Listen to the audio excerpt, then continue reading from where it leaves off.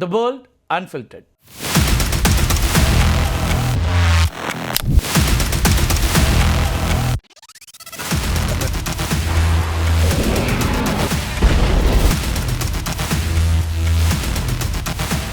Iran மீதான போர் தொடர்பாக அமெரிக்க அதிபர் டொனால்ட் ட்ரம்ப், இஸ்ரேல் பிரதமர் பெஞ்சமின் நெத்தன்யாகு இவங்க ரெண்டு பேருக்கு இடையில கடுமையான வாக்குவாதம் ஏற்பட்டிருப்பதா தகவல்கள் வெளியாகி இருக்கின்றன. ஈரான் மீதான போரின் அடுத்த கட்ட நகர்வுகள் அதேபோல வியூகங்கள் குறித்து விவாதிக்கிறதுக்காக அமெரிக்க அதிபர் டொனால்ட் ட்ரம்ப் இஸ்ரேல் பிரதமர் பெஞ்சமின் நெத்தன்யாவுக்கு தொலைபேசி வழியாக பேசியிருக்கிறாரு. சுமார் 1 மணி நேரம் நீடித்த இந்த உரையாடல் இருக்கு இல்லையா, அப்போ ரெண்டு பேருக்கும் ஒரு மோதல் வந்திருக்கிறது. ரெண்டு பேரும் ஒருவரை ஒருவர் கடுமையாக குற்றம் சாட்டி பேசிட்டாங்க அப்படின்னு செய்திகள் வருகின்றன. ஈரான் மீதான தாக்குதல்களை தற்காலிகமாக நிறுத்திட்டு கத்தார் மற்றும் பாகிஸ்தான் போன்ற நாடுகளுடைய மத்தியஸ்தம் இருக்கு இல்லையா, அந்த மத்தியஸ்தத்தில் உருவாக்கப்பட்டிருக்கக்கூடிய அமைதி ஒப்பந்தம், அது மூலமாக போரை முடிவுக்கு கொண்டு வரணும் அப்படிங்கிறது தான் ட்ரம்ப்போட எண்ணமாக இருக்குது. ஈரானோட பேச்சுவார்த்தை நடத்துறதுக்கு இன்னும் சில நாட்கள் அவகாசம் கொடுக்கலாம் அப்படிங்கிறது அவருடைய கருத்தாக இருக்குது. ஆனால் ஈரானுடைய இராணுவ கட்டமைப்புகளை முழுமையாக அழிக்கணும், நாம் பலவீனப்படுத்தணும் அப்படிங்கிறது தான் இஸ்ரேலுடைய எண்ணமாக இருக்குது. அதுக்காக மீண்டும் கடுமையான ஒரு இராணுவ தாக்குதல்களை தொடங்கணும் அப்படிங்கிறதுல இஸ்ரேல் பிரதமர் நெத்தன்யாகு உறுதியாக இருக்கிறார்.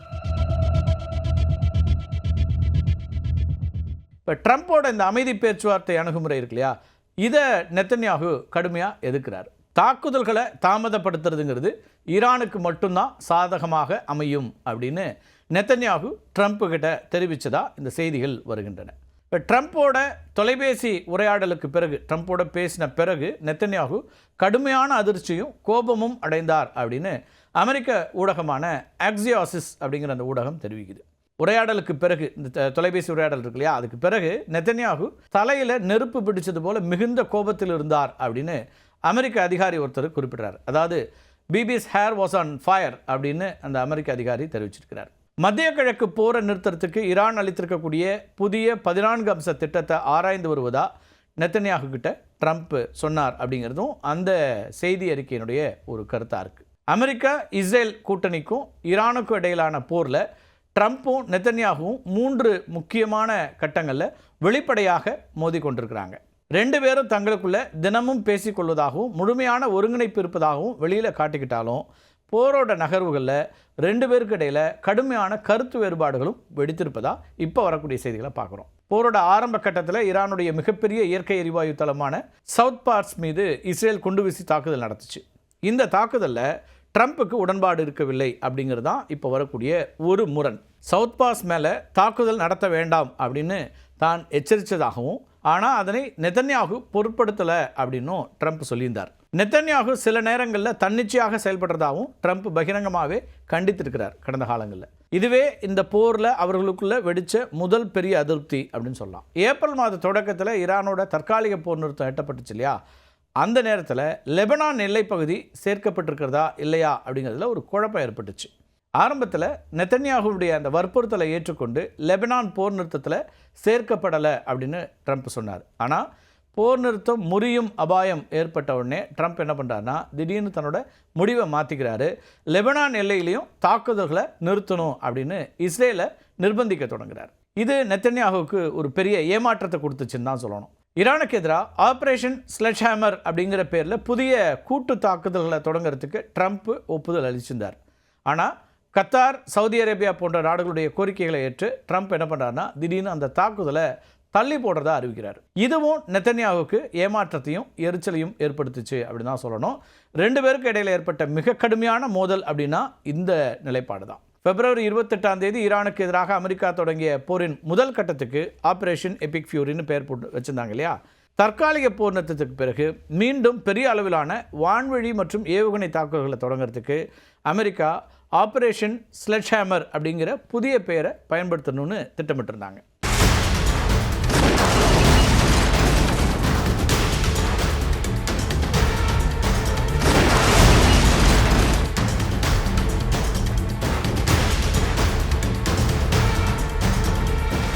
அமெரிக்காவுடைய 1973 ஆண்டின் வார் பவர்ஸ் ரெசல்யூஷன் திட்டத்தின்படி அதிபர் நாடாளுமன்றத்தினுடைய அனுமதி இல்லாமல் இராணுவத்தை போரில் ஈடுபடுத்தினா 48 மணி நேரத்துக்குள்ளே நாடாளுமன்றத்துக்கு தெரிவிக்கணும். அது மட்டும் இல்லாமல் 60 நாட்களுக்குள்ளாக நாடாளுமன்ற ஒப்புதலை பெறணும். அப்படி இல்லைன்னா படைகளை திரும்ப பெற வேண்டியிருக்கும். இது அமெரிக்க சட்டம்.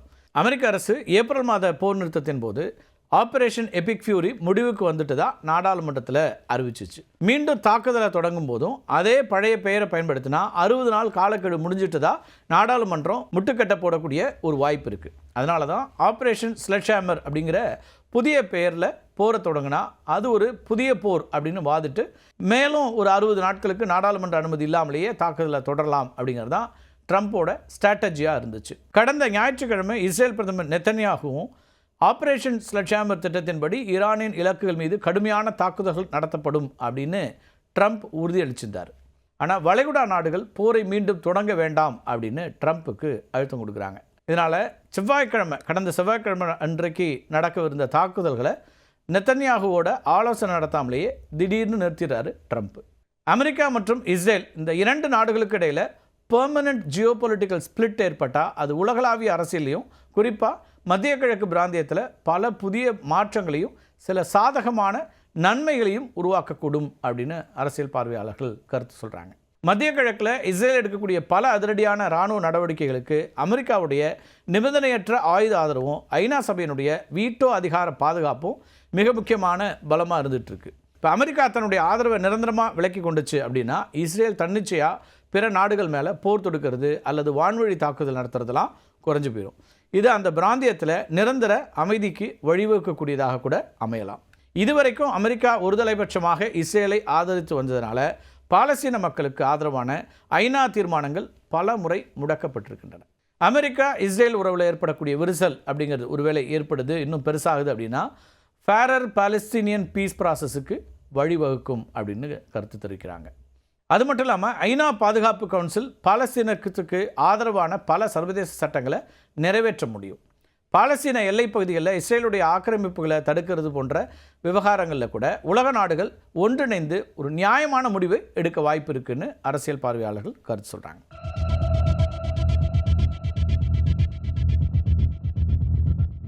அமெரிக்கா ஆண்டுதோறும் சுமார் $4 பில்லியன் இஸ்ரேலுக்கு இராணுவ நிதியாக வழங்கிட்டு இருக்குது. 2 நாடுகளுக்கு இடையில் விரிசல் ஏற்படக்கூடிய பட்சத்தில் இந்த மிகப்பெரிய நிதிச்சுமை அப்படிங்கிறது அமெரிக்காவுக்கு குறையலாம். அந்த நிதியை அமெரிக்கா தன்னுடைய உள்நாட்டு கட்டமைப்புக்கோ அல்லது யுக்ரைன் மற்றும் இந்தோ பசிபிக் போன்ற பிற முக்கியமான பிராந்திய பாதுகாப்புக்கோ பயன்படுத்திக்க முடியும். ஈரான், சவுதி அரேபியா, கத்தார் போன்ற நாடுகள் அமெரிக்காவுடைய இஸ்ரேல் சார்பு கொள்கை காரணமாக தான் பல நேரங்களில் அமெரிக்காவை எதிர்த்துக்கிட்டு இருக்கிறாங்க.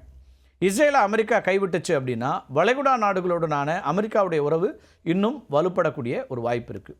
குறிப்பாக ஸ்ட்ரெய்ட் ஆஃப் ஹார்முஸ் போன்ற பகுதிகளில் உலகளாவிய எரிசக்தி மற்றும் எண்ணெய் வர்த்தக போக்குவரத்துக்கு அந்த சிக்கல்களுக்கு சுமூகமான ஒரு தீர்வு காண முடியும். இஸ்ரேல்கிட்டேருந்து அமெரிக்கா விலகும்போது மத்திய கிழக்கு விவகாரங்களில் சீனா, ரஷ்யா, ஐரோப்பிய ஒன்றியம், இந்தியா போன்ற நாடுகள் அமைதியை நிலைநாட்டும் கூட்டு மத்தியஸ்தர்களாக உள்ளே வர முடியும்.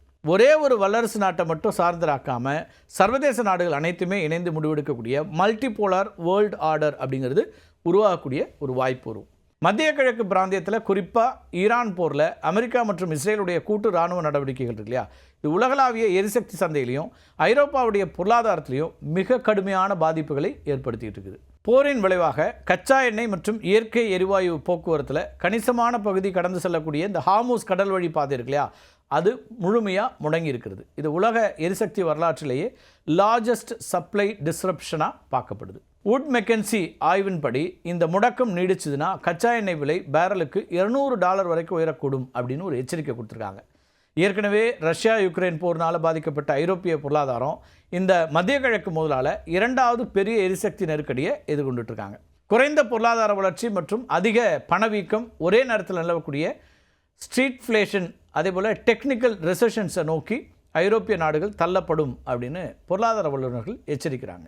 ஈரான் போரை தாண்டி கடந்த சில தசாப்தங்களாக மத்திய கிழக்கு பிராந்தியத்தில் அமெரிக்காவும் இஸ்ரேலும் இணைந்து நடத்திய கடுமையான இராணுவ ஆக்கிரமிப்புகள், குண்டுவீச்சுகள், அது மட்டும் இல்லாமல் மனிதநேய அவலங்கள் சர்வதேச வரலாற்றில் பெரும் கரையாகவே பார்க்கப்பட்டு கொண்டிருக்கிறது.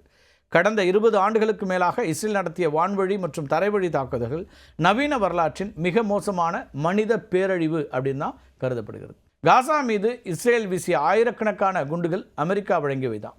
1982 அதேபோல் 2006ஆம் ஆண்டுகளில் இஸ்ரேல் லெபனான் மேலே நடத்திய தாக்குதல்களுக்கு அமெரிக்காவுடைய முழுமையான ஆதரவு இருந்துச்சு. 2006 போரின் போது லெபனானுடைய குடியிருப்பு பகுதிகளில் இஸ்ரேல் மில்லியன் கணக்கான அமெரிக்க தயாரிப்பு கிளஸ்டர் குண்டுகளை வீசினாங்க. இவை போருக்கு பிறகும் வெடிக்காமல் கடந்து பல ஆண்டுகள் வரைக்கும் அப்பாவி பொதுமக்கள், குழந்தைகள் உயிரை பறித்தன அப்படிங்கிறது ரொம்ப கவனிக்க வேண்டிய ஒன்று. வெப்பன்ஸ் ஆஃப் மாஸ் டிஸ்ட்ரக்ஷன் இருப்பதாக சொல்லி பொய் வழக்குகளை போட்டு 2003 ஈராக் மேலே அமெரிக்கா போர் தொடுத்தது இல்லையா? இதுக்கு பின்னணியில் இஸ்ரேலுடைய உளவுத்துறையான மொசாட்டோட ஆதரவும் அரசியல் அழுத்தமும் இருந்தது அப்படிங்கிறதையும் பார்க்க வேண்டியிருக்கு.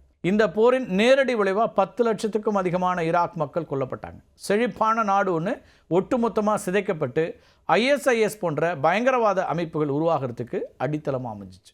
சிரியா மற்றும் ஏமன் நாடுகள் நடந்த உள்நாட்டு போர்களில் அமெரிக்காவும் இஸ்ரேலும் தங்களுடைய சொந்த லாபங்களுக்காக தங்களுடைய படைகளை பயன்படுத்தி 2 நாடுகளையும் சிதைத்தன. அமெரிக்காவும் இஸ்ரேலும் இணைந்து செய்த மிகப்பெரிய அரசியல் அநீதிங்கிறது ஐநா பாதுகாப்பு கவுன்சிலில் தங்களின் அதிகாரத்தை பயன்படுத்தியதான். பாலஸ்தீனத்தில் இஸ்ரேல் செய்த மனித உரிமை மீறல்கள், சட்டவிரோத குடியேற்றங்கள், அது மட்டும் இல்லாமல் போர்க்குற்றங்களுக்கு எதிராக உலக நாடுகள் கொண்டு வந்த 50க்கும் மேற்பட்ட ஐநா தீர்மானங்களை அமெரிக்கா தன்னுடைய வீட்டோ அதிகாரத்தை பயன்படுத்தி ஒற்றையாளாக முடக்கியது. இது இஸ்ரேல் எவ்வித சர்வதேச சட்டங்களுக்கும் அஞ்சாமல் செயல்படுறதுக்கு வழிவகுத்த ஒன்றுனே சொல்லலாம். அமெரிக்காவை பொறுத்த வரைக்கும் இஸ்ரேலுங்கிறது வெறும் ஒரு நட்பு நாடு மட்டும் இல்லை, அது அமெரிக்காவுடைய உலகளாவிய ஆதிக்கம், உள்நாட்டு அரசியல் லாபம், உளவுத்துறை தேவை, அது மட்டும் இல்லாமல் $1 பில்லியன் ஆயுத வர்த்தகம், இதையெல்லாம் தீர்மானிக்கக்கூடிய ஒரு சூப்பர் பவர் ஸ்ட்ராட்டஜி. இதனால தான் அதிபர்கள் மாறினாலும் இஸ்ரேல் மீதான அமெரிக்காவுடைய கொள்கைங்கிறது மாறுறதில்லை. தற்போது 2 நாடுகளுக்கு இடையில் ஏற்பட்டக்கூடிய இந்த சிறு விரிசல் பெரிதாகி அமெரிக்கா ஃபர்ஸ்ட் அப்படிங்கிற கொள்கையை ட்ரம்ப் இறுக்கி பிடிச்சா மத்திய கிழக்கு மட்டுமல்ல உலகத்துக்கே நிம்மதி தான். ஆனால் அதற்கான வாய்ப்பு என்பது மிக குறைவு. ஏன்னா அமெரிக்க பொருளாதாரத்தில் இஸ்ரேலியர்களுடைய அந்த தாக்கம் இருக்கிற வரைக்கும் அமெரிக்கா ஒரு இறுதி முடிவை எடுக்கிறதுங்கிறது கொஞ்சம் கடினமான ஒன்று அப்படிங்கிறதும் நிதர்சனமான உண்மை. மீண்டும் ஒரு காணொலியை சந்திக்கலாம் நண்பர்களே. நன்றி, வணக்கம்.